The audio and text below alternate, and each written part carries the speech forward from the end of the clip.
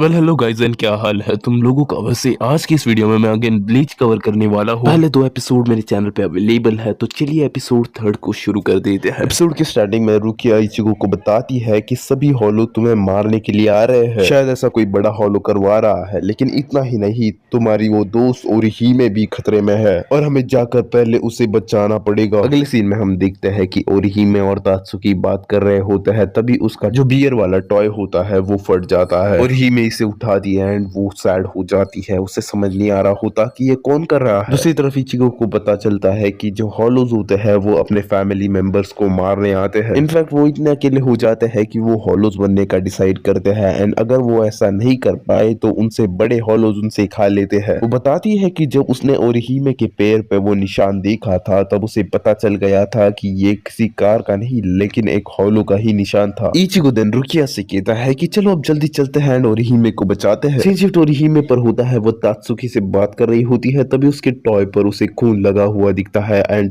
तभी एक चीज ओरिहीमे के आर पार हो जाती है। तात्सुकी को भी कुछ समझ में नहीं आ रहा होता कि ये ऐसा कैसे हो रहा है एंड हम देखते हैं कि तात्सुकी पर भी कोई अटैक कर देता है क्योंकि तात्सुकी का कंधा खून से भरा हुआ होता है। तभी हम देखते हैं कि तात्सुकी को कोई उठा के फेंक रहा होता है, लेकिन वो उसे नहीं दिखता क्योंकि वो एक स्पिरिट है। वो जो हॉल होता है वो तात्सुकी को मारने ही वाला होता है। तभी ओरिहीमे उसे रुका लेती है। वो कहती है कि तुम ऐसा क्यों कर रहे हो एंड वो एक शॉकिंग चीज देखती है कि उसकी बॉडी साइड में पड़ी हुई होती है एंड वो उसकी बॉडी से चेन से कनेक्टेड होती है। वो उस चेन को निकालने का प्रयास करती है लेकिन ऐसा नहीं हो पाता, तो इसलिए वो तात्सुकी के पास जाती है उसे ठीक है क्या पूछने के लिए, लेकिन तात्सुकी को ओरिहीमे दिखाई नहीं दे रही होती है, इसलिए वो उससे भी डरती है। देन वो हॉलो कहता है कि तुम्हें उसे वो दिखाई नहीं देगी क्योंकि तुम भी एक सोल बन चुकी हो ओरिहीमे। देन वो ओरिहीमे से पूछता है कि क्या तुमने मुझे अभी तक नहीं पहचाना एंड वो ओरिहीमे पर अटैक ही करने वाला होता है। तभी ओरिहीमे डर जाती है एंड सामने उसके इचिगो आ जाता है। इचिगो उसे बचा भी लेता है एंड फैक्ट की बात ये है कि वो भी इचिगो को देख पाती है। इचिगो कहता है कि एक भाई ऐसा कभी नहीं करेगा, जिसके कारण वो भाग जाता है। इचिगो को पीछे से ओरिहीमे आवाज देती है एंड इचिगो शॉक हो जाता है क्योंकि सोल रिपर्स को तभी उसे याद आता है कि रुकिया ने बताया भी था कि सोल रिपर्स को बस सोल्स और हॉलोज ही देख सकते हैं। इचिगो को अभी कुछ समझ में नहीं आ रहा होता। देन सोरा उसे बताता है कि ओरिहीमे ऑलरेडी मर चुकी है। जो सुनकर इचिगो को बहुत गुस्सा आता है। वो कहता है कि तुम अपने बहन के साथ ऐसा कैसे कर सकते हो। देन सोरा कहता है कि वो मेरी बहन है, मैं उसके साथ कुछ भी कर सकता हूँ। दूसरी तरफ रुकिया इचिगो को संभाल रही होती है। वो कहती है कि उठ जा। दूसरी तरफ सोरा ओरिहीमे को पकड़ता है एंड वो कहता है ओरिहीमे से कि ओरिहीमे क्या तुमने मुझे पहचान लिया। देन ओरिहीमे कहती है कि भाई कौन है तू, मेरा भाई तो नहीं है तू। सीन शिफ्ट हो जाता है एंड रुकिया